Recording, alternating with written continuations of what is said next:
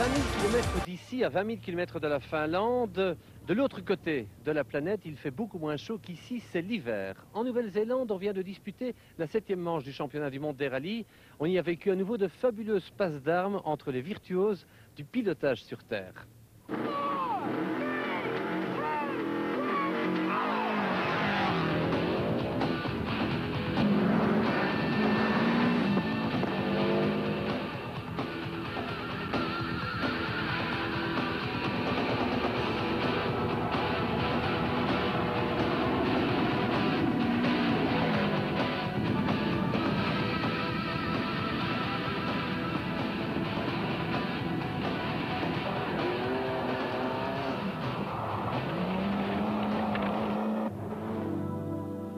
Nous voici la tête en bas dans l'hémisphère sud de la planète, aux antipodes. En juillet-août, la Nouvelle-Zélande a froid, c'est l'hiver. À Auckland, découverte il y a à peine 200 ans par les enfants du capitaine Cook, le modernisme s'est installé, mais il ne parvient pas à effacer les traces du passé. Les Néo-Zélandais cultivent leurs racines parce qu'ils sont de culture britannique, ils respectent les traditions. En 1993, un citoyen de Sa Gracieuse Majesté s'était imposé dans leur plus grand événement sportif automobile annuel. L'Écossais Colin McRae avait remporté son tout premier rallye mondial au volant d'une Subaru Legacy. En 1994, tous les Néo-Zélandais espèrent voir leur lointain cousin gagner à nouveau. Colin McRae a effectivement la pointure d'un vainqueur, à condition qu'il reste sur la route jusqu'au bout de la course, ce qui lui arrive très rarement.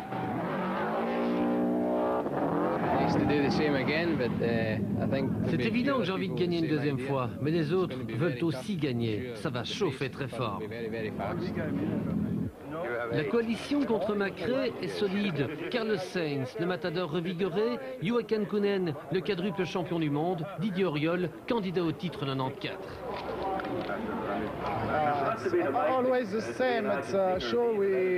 Comme d'habitude, je vais tout faire pour gagner.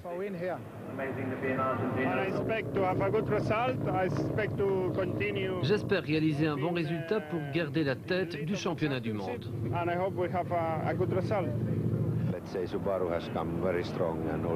Subaru est de plus en plus fort et Mitsubishi aussi. Je crois que ça sera la grande bagarre.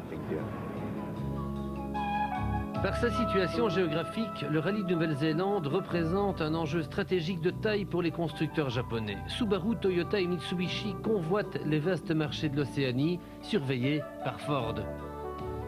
Pour se départager, 4 constructeurs vont se livrer bataille pendant 3 jours. Ils auront de l'espace, 1814 km, 29 étapes spéciales chronométrées sur 502 km, départ et arrivée à Auckland.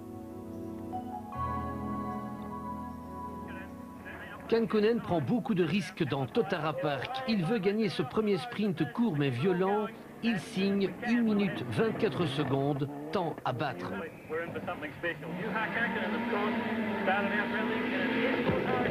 Personne ne le battra, personne, sauf un ambitieux, qui n'est autre que Colin McRae. 1 seconde plus rapide que le roi Juha, c'est toujours ça de chipper. Dans la deuxième spéciale, Spring Hill, Colin qui bondit, Kankkunen hausse le rythme. Cette fois, il réalise vraiment le meilleur temps. En 5 km à peine, Carlos Sainz a perdu 2 secondes. C'est beaucoup.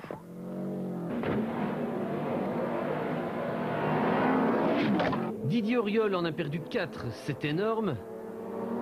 Et McRae en concède 5. Vexé, Kankkunen a réglé tout le monde et remis à sa place le galopin McRae. Kankkunen maintient la pression dans la 3e spéciale Mystery Creek. Il n'y a plus de mystère. Le grand Finlandais voudrait assommer tous ses rivaux immédiatement. Auriol ne lâche pourtant qu'1 seconde.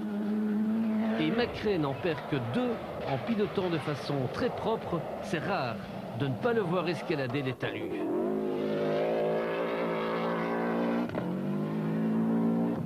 Tous les autres sont largués, à commencer par Biasion, qui se retrouve déjà à 27 secondes. Kankkunen est donc parti fort dans les 3 petites spéciales apéritives. Nous voici dans la 4e. Waitetuna Valley. C'est le premier gros morceau sérieux, 16 km. Sainz se réveille, il reprend 9 secondes à Kankkunen et le rattrape en tête du classement général partiel. Sainz contre Kankkunen, ça promet, d'autant plus que Didier Auriol n'est pas loin non plus. La 7e manche du championnat du monde des rallyes nous offre à nouveau un tout grand spectacle et le meilleur reste à venir.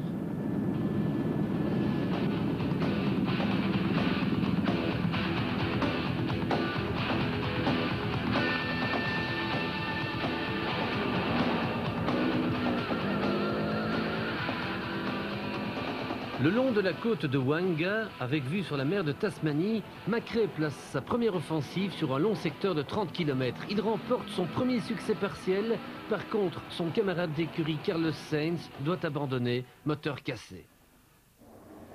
Macrae vient d'écrire un paragraphe glorieux de l'histoire du rallye mondial. Le record de Wanga Coast était détenu par Delecourt en 22 minutes 22 secondes.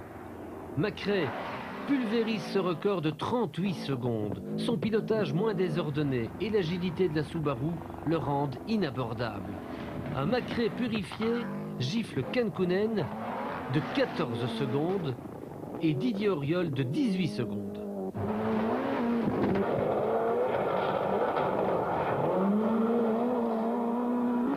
À Onikiwi, Macrae prend le commandement du rallye de Nouvelle-Zélande 1994. Dans la 6e spéciale, il confirme son état de grâce. Nouveau scratch pour l'Écossais, mais nouveau coup dur aussi pour Subaru. Possumbourne est sorti de la route.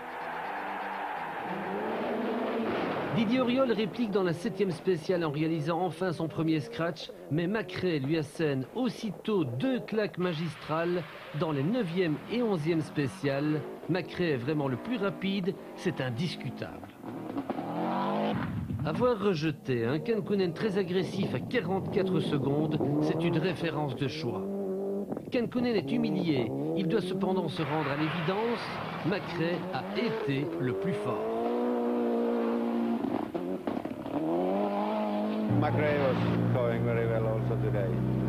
Macrae était vraiment vite, surtout quand c'était sinueux.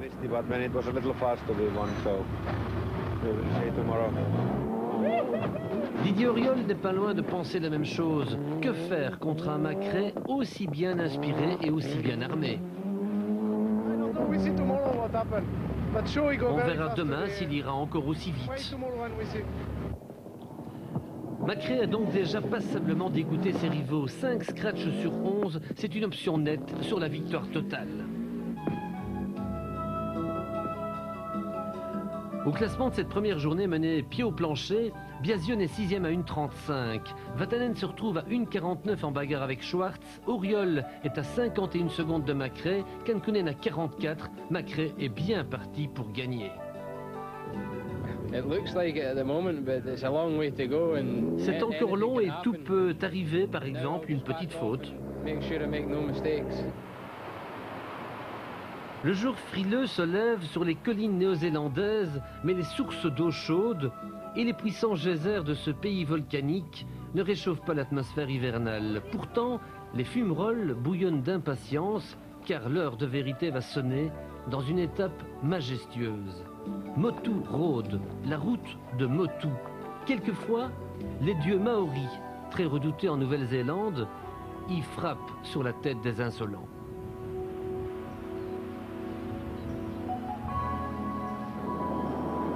« 45 km de virages rapides, le juge de paix par excellence. Les hélicoptères des managers d'usine sont tous là pour vivre le combat.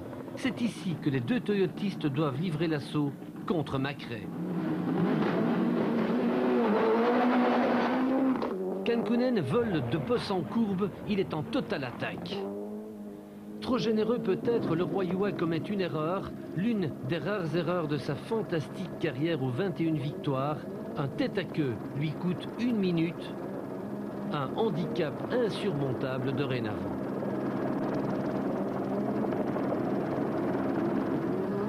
Les pilotes Ford qui espéraient profiter de l'affrontement Toyota-Subaru n'ont pas voix au chapitre. Vatanen tape et Biasion explose son moteur.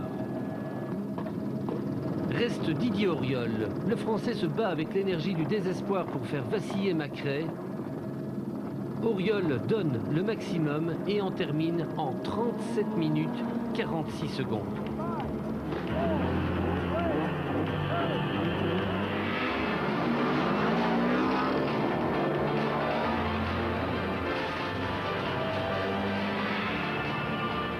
Macrae est parti, il sait qu'il joue ici une carte capitale. Il est prisonnier par l'obligation d'aller le plus vite possible, tout en ne sortant pas de la route, ce qui est sa fâcheuse habitude.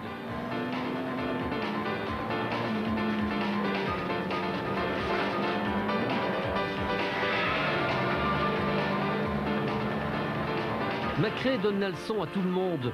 Auriol a fait 37 minutes 46 secondes, Macrae fait 37 minutes 21 secondes. Il établit un nouveau record de Moto Road, 37 minutes 21 secondes. Il bat Auriol, deuxième, de 25 secondes. Un écart énorme qui consacre la suprématie de l'Écossais. Rien ne l'a perturbé, pas même une charmante spectatrice en plastique mou.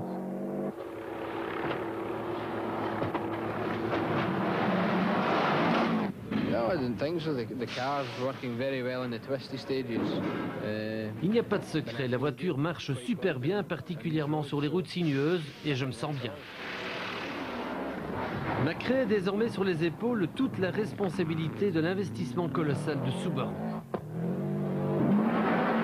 Pour le rallye de Nouvelle-Zélande, 4 voitures étaient engagées. Or, voici qu'après celle de Carlos Sainz et Bourne, une troisième Impreza s'immobilise. L'espoir anglais Richard Burns est sorti. Macrae est donc seul contre tous pour sauver son écurie de la débâcle. S'il devait subir une petite sortie de route, ce serait la catastrophe. Auriol le sait, il continue à le titiller, à le harceler pour le pousser à la faute, mais la faute, c'est Auriol lui-même qui va la commettre.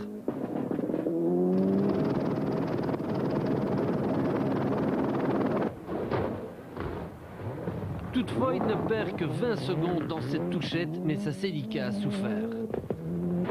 À présent, Macrae est libéré de toute pression. Il est rassasié par 5 scratchs consécutifs. Il peut lever le pied. Son suivant immédiat, Kankkunen, est à plus de 2 minutes.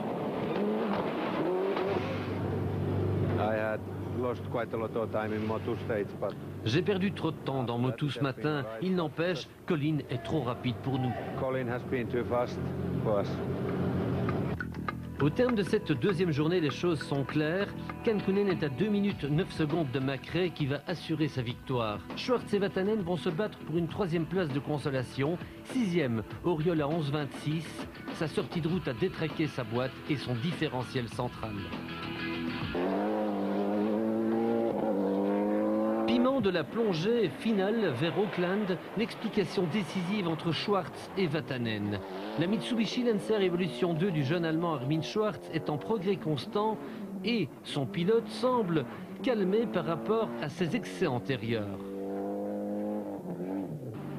Le Finlandais vétéran Harri Vatanen ne parvient pas à faire oublier Delecourt au volant de la Ford Escort Cosworth. Bien sûr, Harri a signé 5 scratchs, 5 meilleurs temps partiels, mais au plus fort du duel avec Schwartz, il commet une erreur d'appréciation et détruit son engin.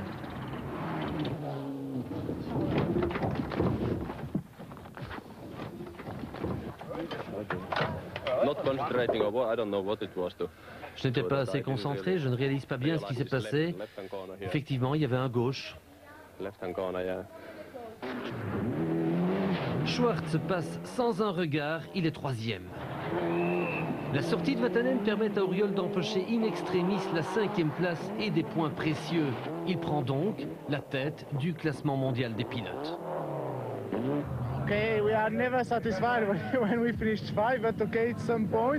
Cinquième, ça fait des points qui seront importants pour la suite de la saison. Kankkunen termine 2e. Le danseur étoile fait lui aussi une bonne opération. Il rejoint Carlos Sainz à la 2e place du mondial des pilotes.